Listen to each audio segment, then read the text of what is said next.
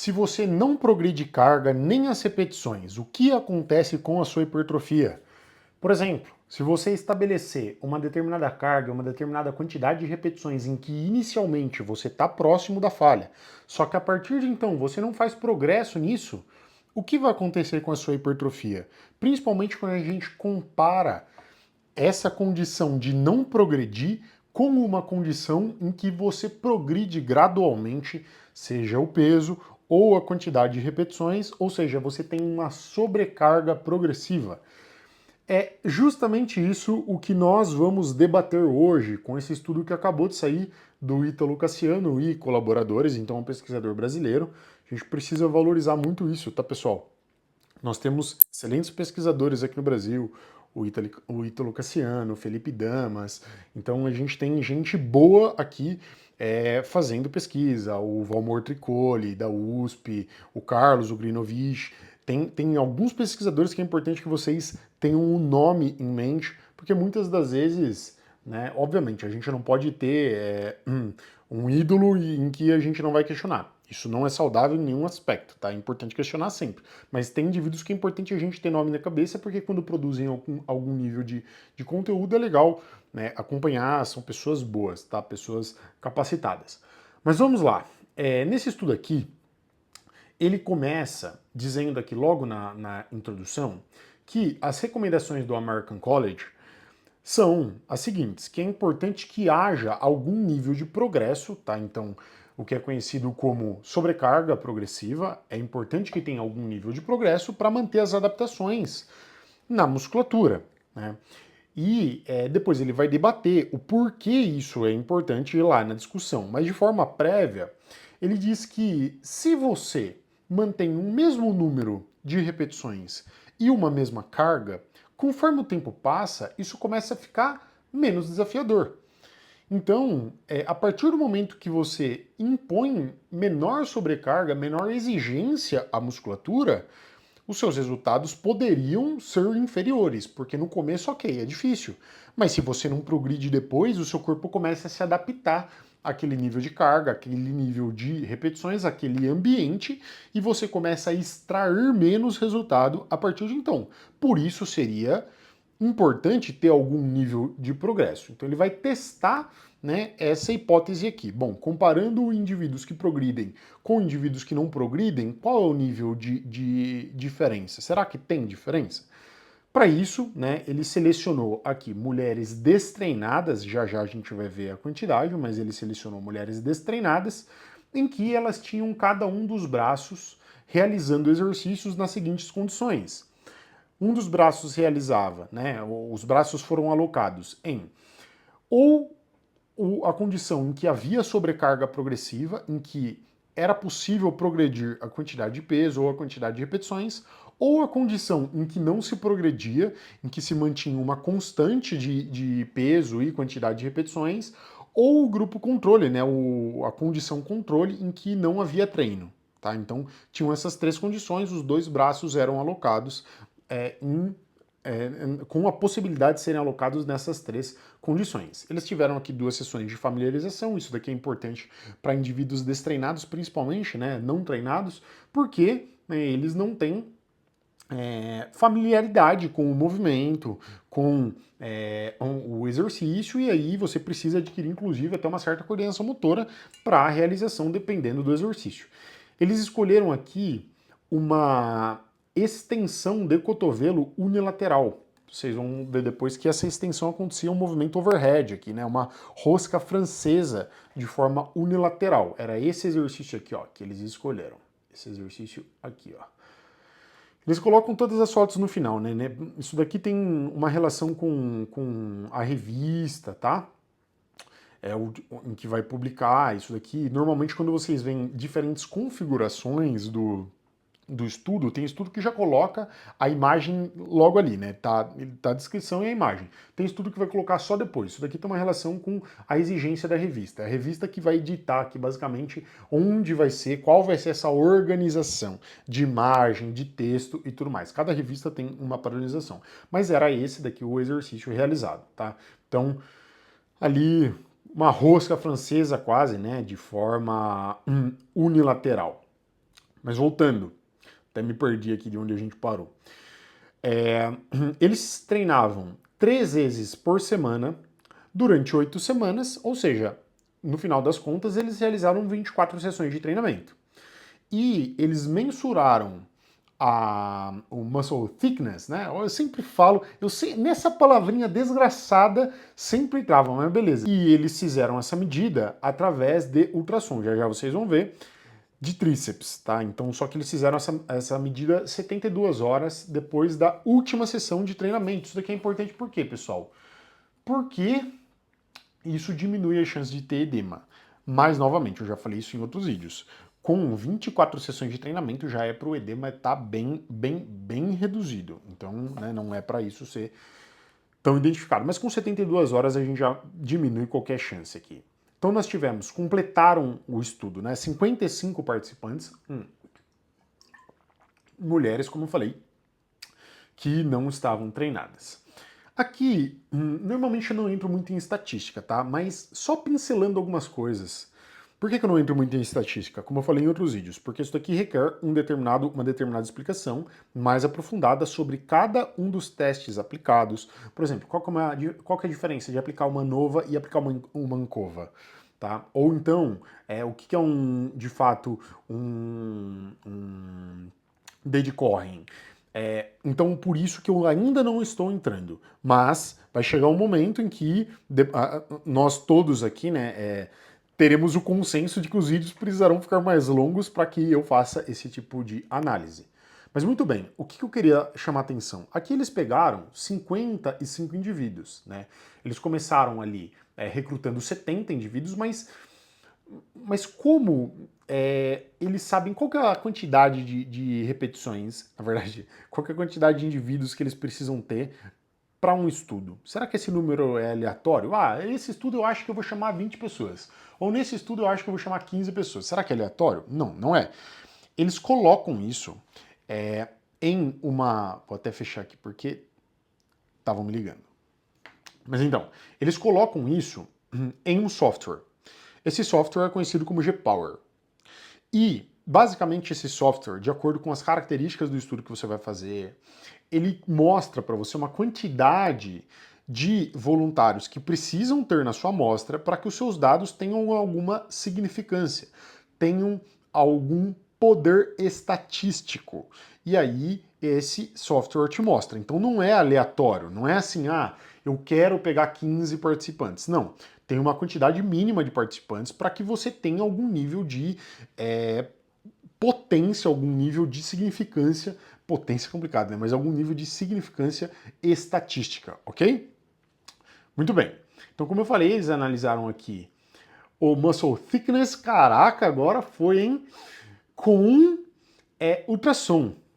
E eles analisaram aqui, né, o tríceps, só que quais são os pontos do tríceps em que eles analisaram? Eles analisaram esses pontos aqui, ó.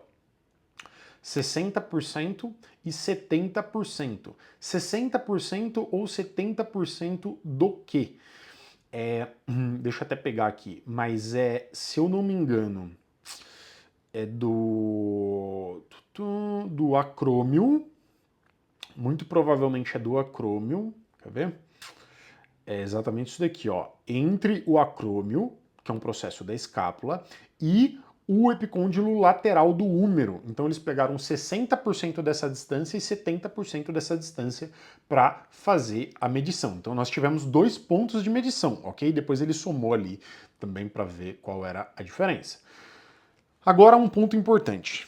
Como que foi o programa de treinamento? Então, como eu falei, os braços eles poderiam estar em 3 condições, né? Condição em que tinha a sobrecarga progressiva, em que não tinha sobrecarga progressiva e a condição controle. Eles realizaram 3 séries, né, dessa extensão de cotovelo, com exercício overhead ali, basicamente, com 2 minutos de descanso entre as séries, então um tempo razoável, 3 vezes na semana, durante 8 semanas, somando ali 24 sessões. E eles utilizaram de 8 a 12 repetições máximas, ou seja, como isso era feito de fato?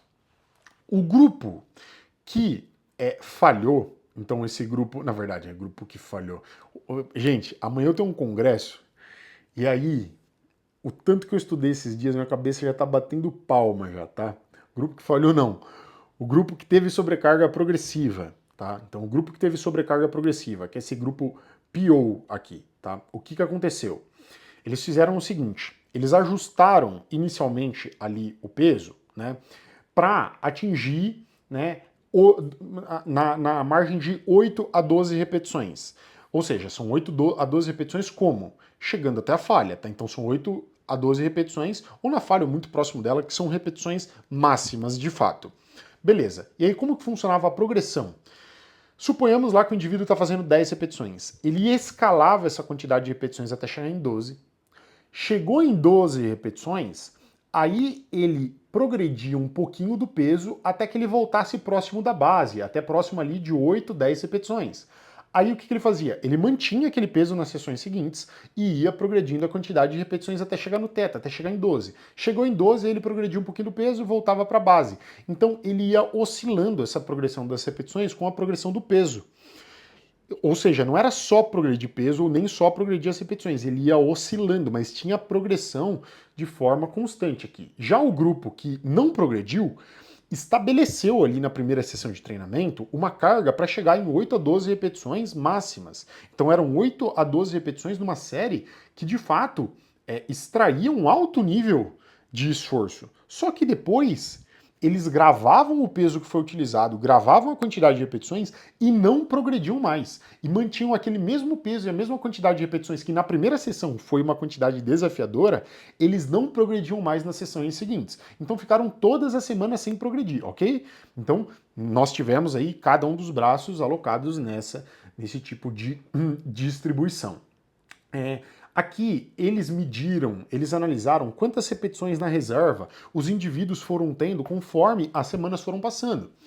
Então, semana 1, qual a quantidade de repetições? Na verdade, treino 1, qual a quantidade de repetições na reserva que você tem? Bom, no treino 1, como os dois grupos ali foram alocados, né, para chegar em repetições máximas de 8 a 12, se espera que a quantidade de repetições na reserva seja 0 ou, né, próximo disso. Não vai ter muitas repetições na reserva. Mas o que se espera conforme as semanas vão passando? A gente já vai ver isso aqui foi medido, tá? Agora vamos para os resultados. Já vou mostrar em gráficos isso aqui para vocês, tá? Mas vamos aqui resultado por resultado. Teve diferença no volume total aqui, tá? Então eles analisaram qual foi a diferença no volume total, eles calcularam o volume load, ou seja, a multiplicação de séries, repetições e carga, isso aqui foi analisado. E o grupo que progrediu, naturalmente, teve um acúmulo de volume maior. Qual que foi a diferença de volume entre os grupos? Foi uma diferença de 431,7 quilos. Essa foi a diferença entre os grupos, tá? Então o volume load é dado em quilos.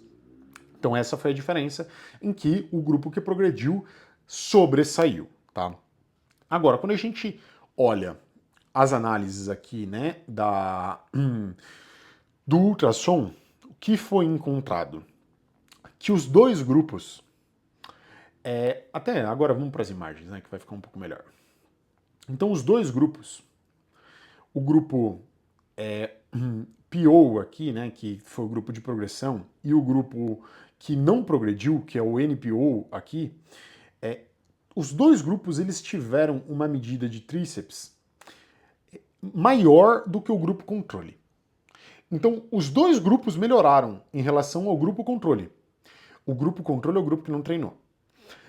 Mas o grupo que progrediu teve um resultado significativamente maior nas medidas, tanto em 60% ali da distância, né, quanto em 70%, em relação ao grupo que não progrediu. Então, o grupo que teve sobrecarga progressiva apresentou um resultado significativamente maior, analisando separadamente essas medidas de 60% e 70% e também analisando a somatória. Tá? Então, analisando, né, o todo, né? Então, analisando o todo, o grupo que progrediu, de fato, teve um resultado bem maior do que o grupo que não progrediu e ainda maior do que o grupo controle, né? Agora, qual foi a diferença desse resultado de fato? Já adiantando para vocês, a diferença foi o dobro, pessoal. Exatamente, a diferença foi o dobro. Olha isso daqui. Quando a gente vai analisar a somatória, a somatória ali dos locais de medição, o grupo que não progrediu, que estabeleceu uma carga inicial que era exigente, uma quantidade de repetições que era exigente, mas daí não progrediu, né? Hipertrofiou, aqui teve um aumento de 11,6% na medida, né, de tríceps. Agora, quando a gente pega o grupo que progrediu, teve um aumento de 22,9%.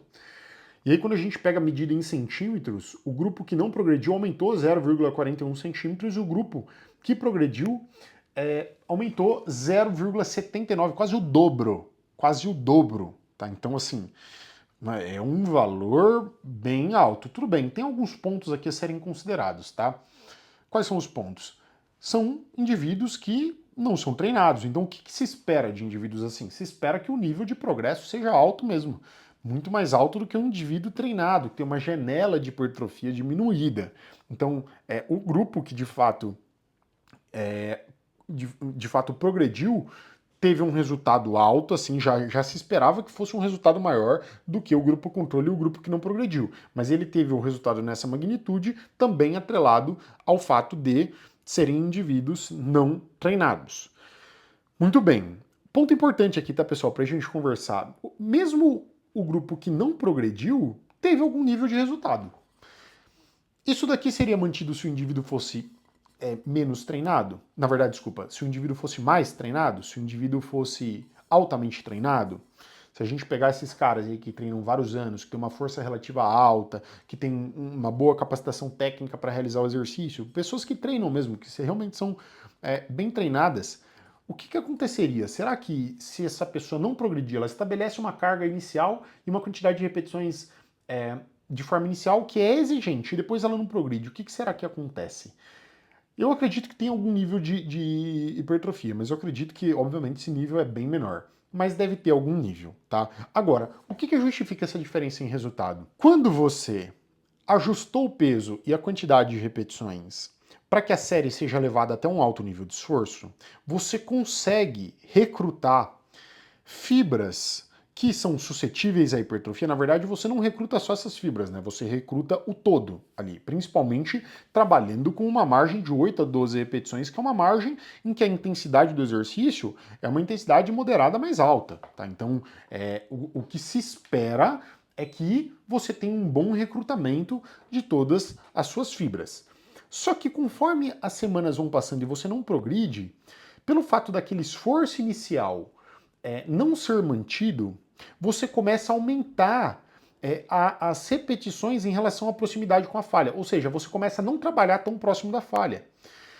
E aí, quando você começa a aumentar essa quantidade de repetições na reserva, que é exatamente o que acontece aqui, ó. A partir da quinta semana, o grupo que não progrediu começa a aumentar bem a quantidade de repetições na reserva. No final aqui, a linha de corte ultrapassa de 4 repetições na reserva. Fica aqui entre 4 a 6 repetições na reserva, na média. E isso pode fazer com que esse aumento na quantidade de repetições na reserva pode fazer com que você não consiga recrutar, talvez, na mesma proporção, as fibras, né, que você recrutava anteriormente. Você não consegue distribuir tensão mecânica nessas fibras da forma que você fazia anteriormente, e aí você tem um resultado em hipertrofia diminuído, né? Porque eu já falei isso em outros momentos. Não é uma relação em que você precisa colocar o maior nível de tensão mecânica na fibra. Não, tem uma importância entre você distribuir tensão mecânica, só que você precisa acumular trabalho, né, nessa fibra. Não é só ter tensão mecânica, você precisa ter essa tensão, mas ter acúmulo de trabalho, ter volume de treinamento. Só que ter a tensão mecânica é importante. Por isso, se você não consegue, a partir do momento que você vai aumentando muitas repetições na reserva, recrutar essas fibras com eficiência e distribuir tensão nelas, aí o resultado em hipertrofia pode ser diminuído, que é o que aconteceu com o grupo que não progrediu. Então essa aqui é uma das justificativas que eles colocaram, né? Como vocês já perceberam, existe uma diferença em volume, né? Então existe uma diferença em volume. O grupo, obviamente, que progrediu acumulou mais volume do que o grupo que não progrediu, né? E isso é uma possibilidade, isso daqui é algo que pode ter, de fato, contribuído para que os resultados em hipertrofia fossem diferentes.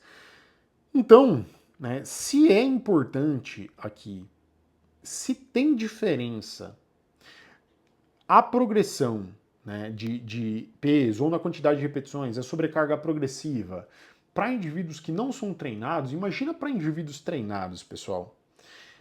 O quão relevante é algum nível de progresso. E a gente precisa tomar cuidado com isso também, tá? Porque muitas das vezes a gente pensa que tem que progredir sempre. Não. Vai ter período de estabilização, é totalmente normal. Vai ter período de regressão, vai ter período que vai ter que descer peso, descer quantidade de repetições, em que você tem N fatores na sua rotina que vão influenciar, N fatores no seu organismo que vão influenciar e podem causar uma perda de força naquele momento, uma perda de performance. E aí depois você tem algum nível de progresso novamente. Isso não é linear e constante, não funciona desse jeito, beleza? Principalmente para indivíduos que são mais treinados e que já passaram por um longo grau de progresso.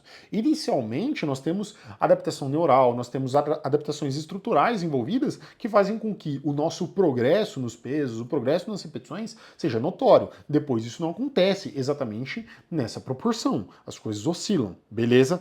Mas, né, analisando aqui todos os dados, é importante de fato que haja algum nível de progresso. Embora não ter progressão, treinar é importante, né? Mas mesmo o grupo que não progrediu, que estabeleceu uma carga que inicialmente, quantidade de repetições que inicialmente era exigente e depois não progrediu, ainda assim teve algum nível de hipertrofia. Beleza? Depois me contem o que vocês acharam, se ficou claro, comentem aqui. Se você é treinador e quer participar de fato de um grupo que faz com que você cresça profissionalmente, em que discussões como essa são trazidas, que a gente debate os dados, e eu vou deixar um link para esse grupo na descrição. Então pode clicar no link que você será muito bem-vindo, muito bem-vinda também ao nosso grupo. Beleza, pessoal? Valeu para vocês.